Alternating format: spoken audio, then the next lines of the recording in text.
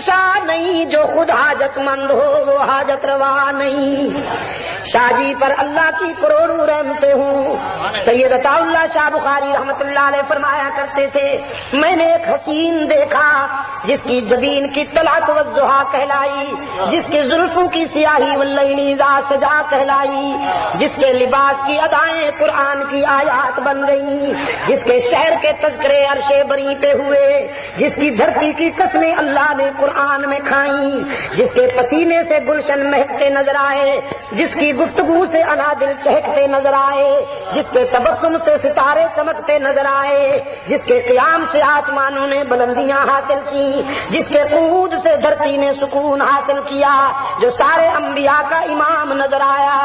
میرے دل نے چاہا کہ اسی حسین سے سب کچھ مانگ لوں، اسی کے در کا سوالی بن جاؤں، اسی کے سامنے دامن پھیلا لوں، لیکن جب میں اس کی سیرت کے حوالے سے اس کے ہاں پہنچا تو میں نے دیکھا ساری کائنات سو رہی ہے اور وہ حسینوں کا حسین، شریفوں کا شریف، جمیلوں میں اجمل، کاملوں میں اکمل، حسینوں میں آسن، شریفوں میں اشرف، میں نے دیکھا وہ حسینوں کا حسین آنسو کی برسات میں کسی اور کے آگے ہاتھ پھیلائے کھڑا ہے، آنکھیں سوجی ہوئی ہیں رو رو کر، پنڈلیوں پہ ورم ہے قیام کر کر کے۔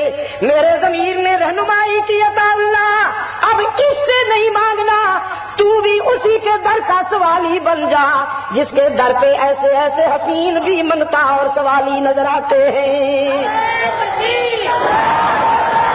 حاجت روا و مشکل کشا کون، بغیر کچھ لیے سب کچھ دینے والا کون، تانا دیے بغیر معاف کر دینے والا کون، خطا کار کے آنسو اپنے دامن رحمت سے پوچھ لینے والا کون۔ مولانا رومی فرماتے ہیں، گر میں تان گرید ابر کہ خندد چمن، تان گرید طفل کہ جوشد لبن، بادل نہ روئیں تو پھول نہیں کھلتے۔ یہ بارش کا ہونا بادلوں کا رونا قرار دیا، وہ شاعرانہ استعارہ ہوتا ہے نا۔ فرمایا بادل جب روتے ہیں تو پھول کھلتے ہیں، جب پنگھوڑے میں بچہ روتا ہے تو اسے دودھ ملتا ہے، اور جب فرش پہ گناہگار روتا ہے تو اللہ کی رحمت عرش سے اس کی دستگیری کو آتی ہے۔ پھر ایک حکایت سنائی کہ تانگریت کودا کے حلوہ فروش، تانگریت کودا کے حلوہ فروش، رحمت حق ہم نمی آیت بجوش۔ وہ حلوہ بیچنے والا لڑکا نہ روتا تو اللہ کی رحمت کیسے جوش میں آتی۔ فرمایا ایک صوفی صاحب تھے، نماز بھی بہت پڑھتے تھے، روزے بھی خوب رکھتے تھے، ذکر بھی کرتے تھے، تسبیح ہاتھ میں ہوتی تھی، قیام، سجود، قعود، رکوع، اللہ اللہ کرتے تھے، لیکن کھانے پینے کے بھی چیمپئن تھے اپنے علاقے میں۔ کوئی مقابلہ نہیں کر سکتا تھا حضرت صاحب کا کھانے پینے میں، ماشاءاللہ خوب کمے ہوئے۔ کبھی بٹیرے بھونے جا رہے ہیں، کبھی مچھلی فرائی ہو رہی ہے، کبھی مرغا تڑپ رہا ہے، کبھی بکرے کے گلے پہ خنجر پھر رہا ہے، کبھی سویٹ ڈش تیار ہو رہی ہے، کبھی فروٹ لائے جا رہے ہیں، دسترخوان بھرا رہتا تھا۔ اور جب کوئی پوچھتا کہ حضرت اللہ والے تو اتنے پیٹو نہیں ہوتے، آپ نے تو کھانے پینے میں سارے ریکارڈ توڑ دیے ہیں، تو تعویل کرتے تھے، فرماتے تھے جنت میں بہت سی نعمتیں ملنے والی ہیں، سنا نہیں تم نے؟ ان گنت بے شمار نعمتیں ملنے والی ہیں، اگر ابھی سے ہمیں ان کو ہضم کرنے کی مشق نہ ہوئی تو وہ ہضم کیسے ہوں گی؟ میں تو ریہرسل کر رہا ہوں ابھی سے۔ تعویل کے تو بادشاہ ہوتے ہیں۔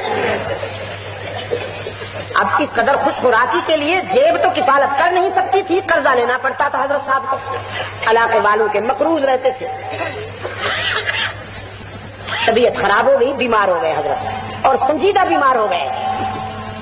قرض خواہوں نے سوچا حضرت کی طبیعت بہت خراب ہے، کہیں حضرت کے ساتھ ہمارے قرضے کی رقم بھی مدفون نہ ہو جائے، لحد میں نہ اتر جائے، تو جاؤ ذرا تقاضا کر لو، قرضہ تو مل جانا چاہیے۔ قرض خواہ اکٹھے ہو کر آئے، حضرت نے جو دیکھا قرض خواہ آ رہے ہیں، چادر تان کر سو گئے، سکوت مرگ طاری کر لیا۔ قرض خواہ قریب آئے، انہوں نے سلام کیا، کوئی جواب نہ ملا۔ قریب آ کے اور اونچی آواز سے کہا حضرت السلام علیکم، لیکن نو رسپانس، کوئی جواب نہیں۔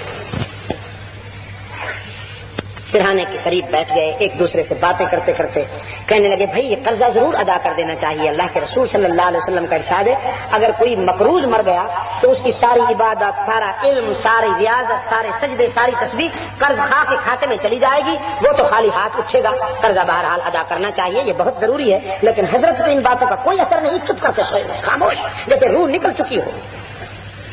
इतने में गली से आवाज आई, हलवे वाला आ गया, ताजा हलवा ले लो। हजरत ने चादर हटाई, फरमाया इसको बुला लो। हलवे का नाम सुनते ही होश में आ गए, इसको बुला लो।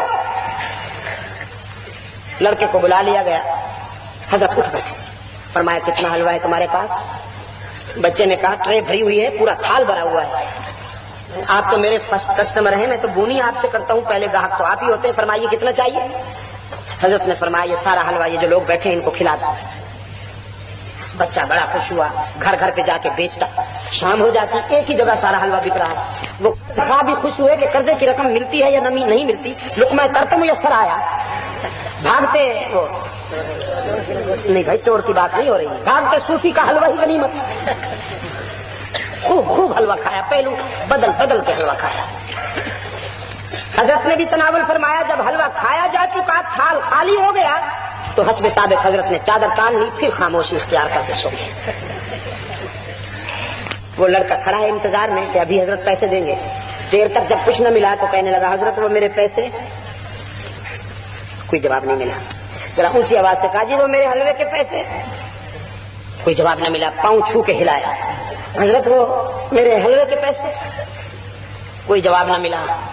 जो लोग कर्जे वाले बैठे थे कहने लगे बरखुरदार हम कोर्स में डिमांड कर करके थक गए, हमारी तो सुनी नहीं जाती, तेरी ये नन्ही नन्ही चू चू कौन सुनता है बेटा? इन्नल्लाह माअस साबिरीन पर अमल करो, सब्र करो, आज कुछ मिलने का नहीं है। हजरत सिर्फ लेना जानते हैं, देना नहीं जानते। लड़का था, बच्चा था, अफसुर्दा हो गया, आंखें भर आई। पहले आंसू आए, फिर आहें, फिर सिसकियां, फिर चीखें, फिर धाड़ें शुरू हो गई। फूट फूट कर रोने लगा, मुझे तो माँ मारेगी, बाप के जूते पड़ेंगे, मैं तो हलवा बेचता हूँ, 4 पैसे बनते हैं, घर में जाता हूँ दाल रोटी बनती है, अब जब खाली हाथ जाऊंगा तो माँ मारेगी, बाप मारेगा, मैं उन्हें क्या जवाब दूंगा? फूट फूट कर वो बच्चा रो रहा है, बच्चा रो रहा है और सूफी सो रहा है, कोई असर नहीं। इतने में एक आदमी, दरवाजा खुला, एक आदमी रुपयों से भरा हुआ ट्रे लेकर दाखिल हुआ। कहने लगा हजरत ये हदियतन लाया हूं, कबूल फरमाइए। ये